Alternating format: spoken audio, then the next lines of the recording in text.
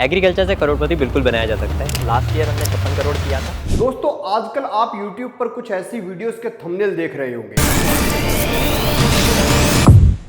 नमस्कार, मैं अमित भोबिया। इन थंबनेल्स में दावा किया जा रहा है कि एक किसान है जो 400 करोड़ की कमाई कर रहा है।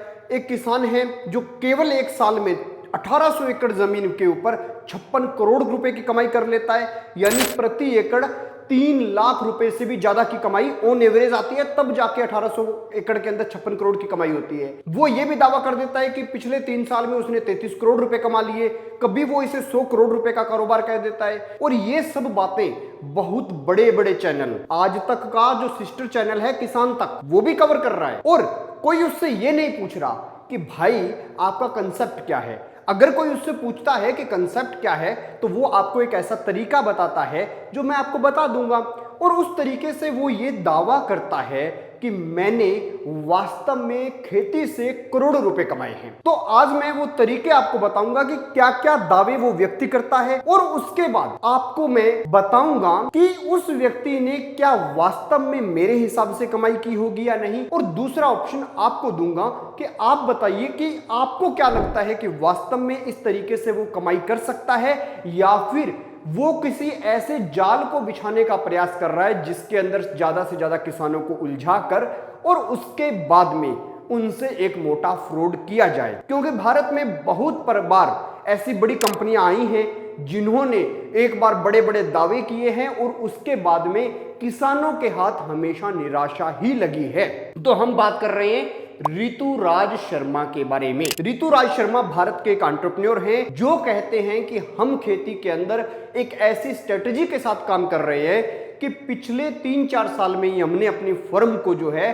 13,000 एकड़ से भी ज्यादा एरिया में खेती करने योग्य बना लिया, और उसी के साथ 400 करोड़ रुपए फार्मिंग से कमाने का वो दावा करते हैं। तो आप लोगों को मैं बता दूं, फार्मिंग से जो इनकम होती है वो टैक्स नहीं लगता, इसलिए ये व्यक्ति उछल उछल के शायद दावे भी कर पा रहा है। वरना तो इतने दावे कोई सामान्य आदमी कर दे कि मैंने इतना कमा लिया इतना कमा लिया, तो ईडी सीबीआई ये इनकम टैक्स वैक्स कुछ ना कुछ तो घर पे आ ही जाए। खैर, हम समझते हैं पूरा का पूरा कंसेप्ट क्या है और ये व्यक्ति कहते क्या है। सबसे पहला इनका दावा है कि हम ठेके पे जमीन लेते हैं, उसके ऊपर प्रोडक्शन करके और हम ये कमाई करते हैं। अब आप और मैं, हम सब लोग किसान हैं।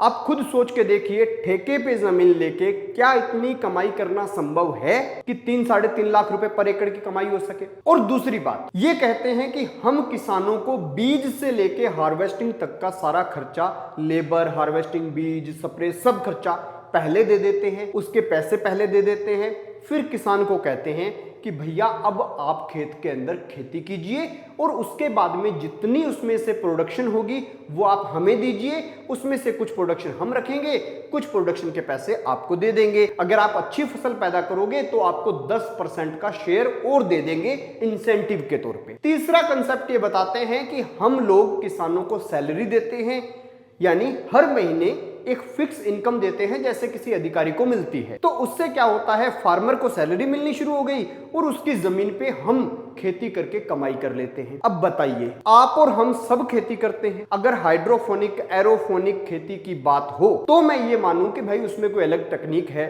कंपनी के पास मोटा पैसा है, उसने इन्वेस्ट कर दिया और उससे वो अच्छा पैसा जो है कमा रही है। लेकिन ये जो खेती करते हैं सामान्य तरीके के जो बाग हैं उनमें करते हैं, सामान्य जो खेत हैं हम लोग जैसे खेती कर रहे हैं वैसे खेतों में करते हैं। और इसी के साथ ये लोग कहते हैं कि हमारे पास 120 लोगों की एक सेंट्रल टीम है जो गुड़गांव के अंदर बैठ के पूरे के पूरे कंपनी के सभी पूरे भारत में जो 13,000 एकड़ के अंदर फार्म है उनको मैनेज करती है।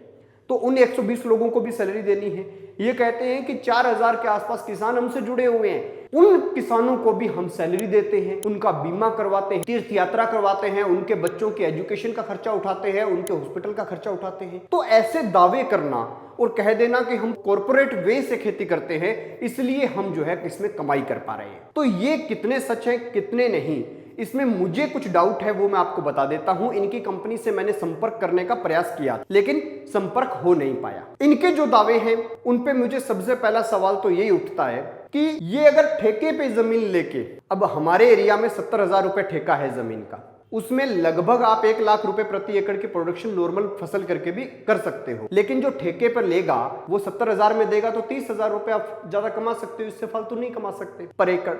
दूसरी बात ये कहते हैं कि हम किसान को पूरा खर्चा पहले दे देते हैं कि भाई तूने खेती करवानी है, ये सारा खर्चा बीज पानी का, ट्रैक्टर का सब खर्चा तुझे दे दिया, प्रोडक्शन हो जाए तब हमें दे देना। अब वो किसान जो इनसे खर्चा लेगा वो खुद की जेब में डाल जाए, खेत में कुछ डाले ही ना, प्रोडक्शन हो ही ना, तो कंपनी क्या करेगी? जब ये सवाल पूछा गया तो ये कहते हैं कि नहीं, फिर उस किसान से हमारा विश्वास टूट जाता है, अगली बार हम कॉन्ट्रैक्ट नहीं देंगे।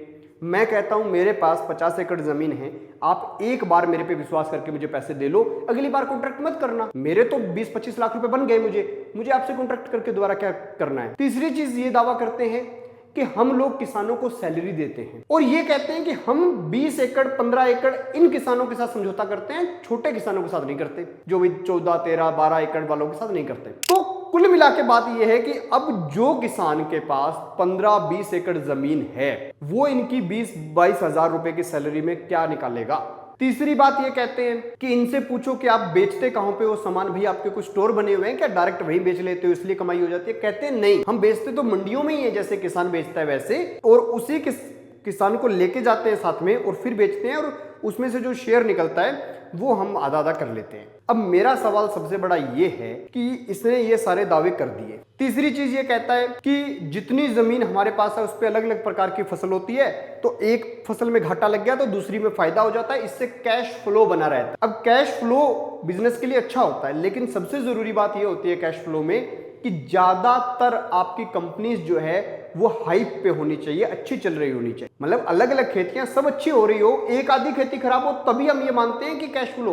भारत के अंदर तो एनवायरमेंट ऐसा है कि मैक्सिमम खेती जो है, अगर इस बार पिछली बार का देखें तो उत्तर भारत के अंदर लगभग कपास की फसलें खराब हो गई, उत्तर भारत के अंदर ग्वार की फसलों में कुछ नहीं हुआ, सरसों का जो कंसेप्ट था उसकी बहुत कम प्रोडक्शन है इस बार, तो एकदम अचानक फसलें कम होती हैं, तो इस पे इनका कोई रिव्यू नहीं है। तो मैं जितने भी ये थंबनेल बनाने वाले और वीडियोस चढ़ाने वाले लोग हैं इनसे यही कहूंगा कि मेरा तो इस भाई से संपर्क हो नहीं पा रहा। अगर आपका किसी का हो तो इससे ये पूछिए कि भाई आगे की कौन सा ऐसा जाल बनाना चाह रहा है जिसके अंदर किसानों को उलझाना है, क्योंकि दोस्तों ये कंपनीज अपने प्रॉफिट के लिए काम करती हैं। अगर इनके पास कोई ऐसी वास्तव में स्ट्रेटेजी है तो ये बता दें। अब ये स्ट्रेटेजी के रूप में बताते क्या है कि हम बताते हैं किसान को कि कितने दिनों बाद आपको पानी देना है, हम किसान को ये बताते हैं कि जब पानी देना है तो आपको उसके साथ साथ क्या देना है, तो ये तो किसान पहले ही कर रहा है। ये कहते हैं कि हम किसान को बताते हैं कि बरसात कब होगी, मैं कह रहा हूं देश को बता दो आप पहले कि कब सुनामी आएगी, कब बरसात होगी, कब आंधी होगी। इतना अगर आपके पास सिस्टम है तो कुल मिलाकर दोस्तों मेरा तो इन पे विश्वास है नहीं। आपका कोई विश्वास हो, आप में से कोई इनसे जुड़ा हो तो कमेंट सेक्शन में अपनी राय जरूर दें। देखते रहिए ABC इंडिया।